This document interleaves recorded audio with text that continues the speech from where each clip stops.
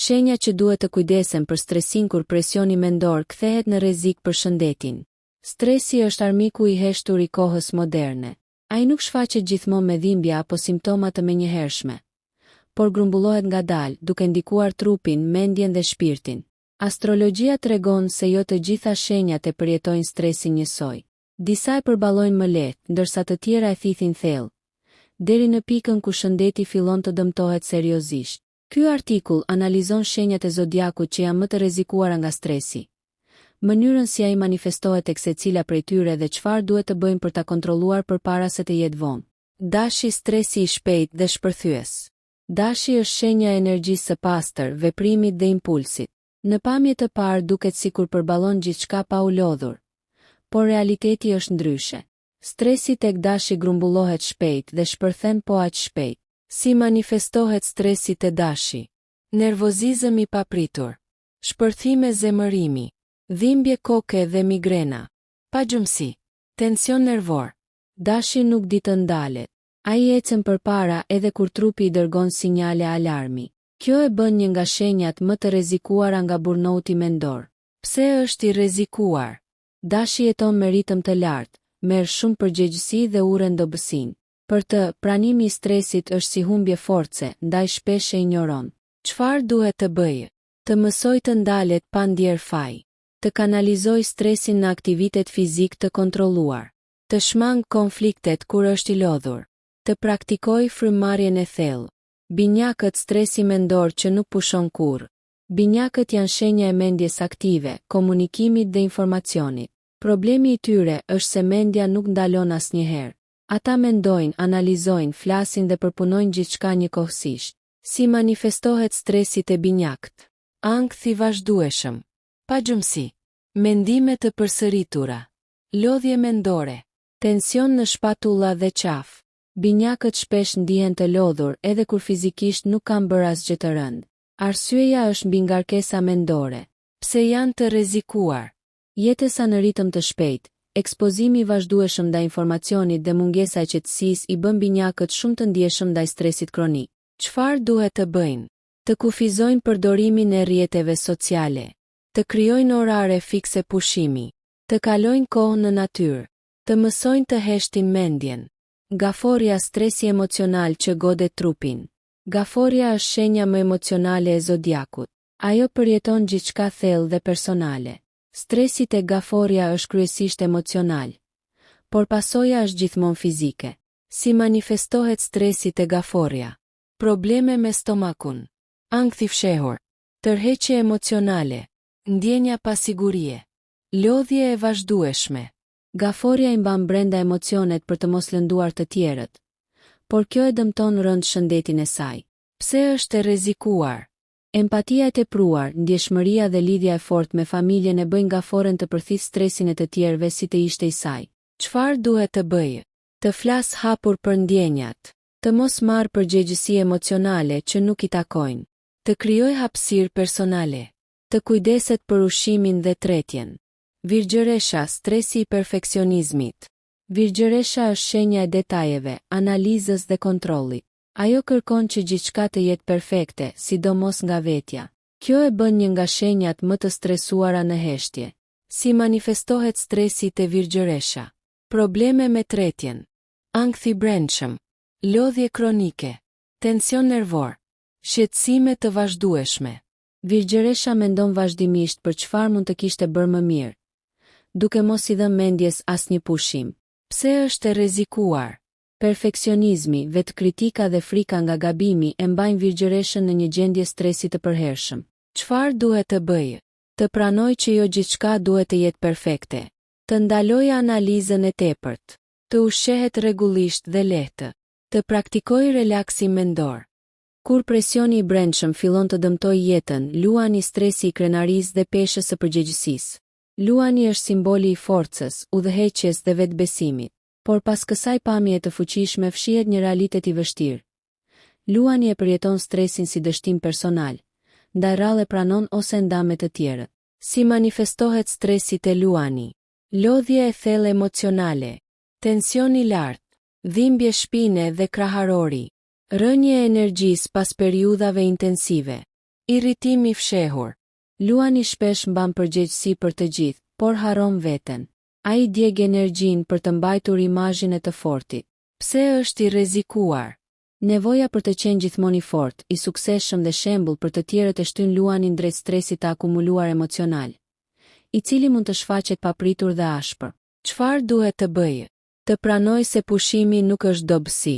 Të mos e lidh vlerën personale me performancën. Të ndaj barën emocionale me njerëz të besuar. Të kujdeset për zemrën dhe qarkullimin. Peshorja, stresi i vendimeve dhe i balancës së humbur. Peshorja jeton për ekuilibër, harmoni dhe qetësi, por paradoksi i saj është se stresi lind pikërisht nga përpjekja e vazhdueshme për të kënaqur të gjithë. Si manifestohet stresi te peshorja? Lodhje mendore, ankth i fshehtë, tension në shpinë dhe veshka, pagjumsi, ndjeshmëri emocionale. Peshorja shpesh i shtyn vendimet, sepse ka frikë të mos gaboj ose të mos lëndoj di. Kjo gjendje pezull e lodh mendërisht. Pse është e rrezikuar? Hezitimi, mungesa e kufive emocional dhe presioni social e bëjnë peshore një nga shenjat më të rrezikuara nga stresi i brendshëm afatgjat. Çfarë duhet të bëjë? Të mësoj të thotë jo pa ndier faj. Të vendos kufi të qartë emocionale. Të marr vendime pa i analizuar pafund. Të krijoj rutina qetësie për veten. Akrepi, stresi i heshtur që shkatëron nga brenda.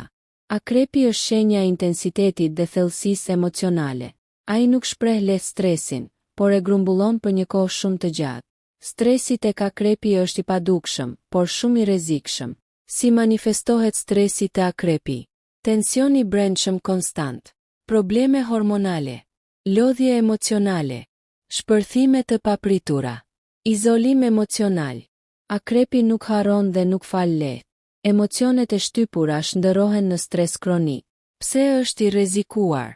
Kontrolli emocional, frika nga dobësia dhe mosbesimi e mbajnë akrepin në një gjendje tensioni të vazhdueshëm, që dëmton trupin dhe mendjen.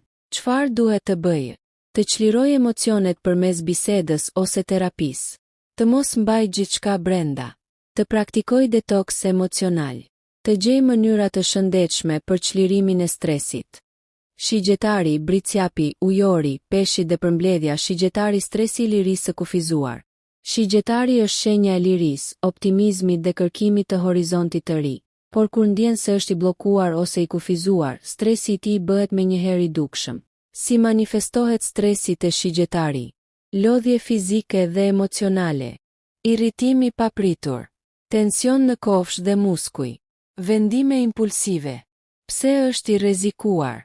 Shigjetari uren rutina dhe kufizime. Presioni i vazhdueshëm, pavarësisht nëse është në punë ose marrëdhënie, e shtyn drejt reaksioneve impulsive dhe lodhjes së shpejtë. Çfarë duhet të bëjë? Të krijoj kohë për aktivitete që e çlirojnë.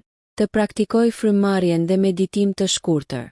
Të shmang vendimet e nxituara kur është i stresuar.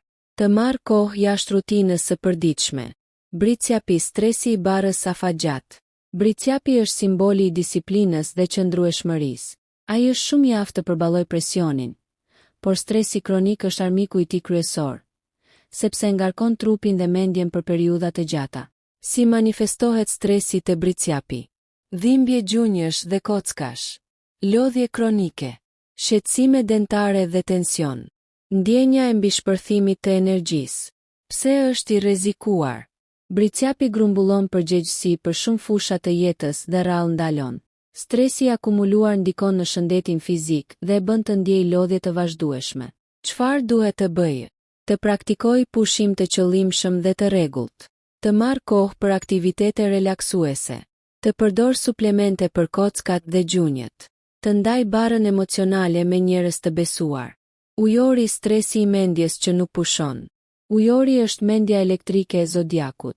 Ai analizon gjithçka dhe shpesh e mbingarkon mendjen, duke bërë që stresi i tij të shfaqet në mënyrë të fshehtë, por me pasoja të dukshme fizike. Si manifestohet stresi te ujori? Pagjumsi, tension nervor dhe dhimbje koke. Dobësi në qarkullimin e gjakut. Lodhje mendore. Pse është i rrezikuar? Ujori jeton në kokën e tij, shpesh larg realitetit fizik. Mbingarkesa mendore dhe mungesa e pushimit e bëjnë të ndjeshëm ndaj çrregullimeve nervore dhe qarkullimit. Çfarë duhet të bëjë? Të krijoj rutinë të rregull gjumi. Të kaloj kohë në natyrë dhe ajër të pastër. Të praktikoj meditim dhe qetësi mendore. Të kufizoj ekspozimin ndaj informacionit të stresueshëm. Peshqit, stresi që thith energjinë. Peshqit janë empatik dhe shpirtërisht të ndjeshëm.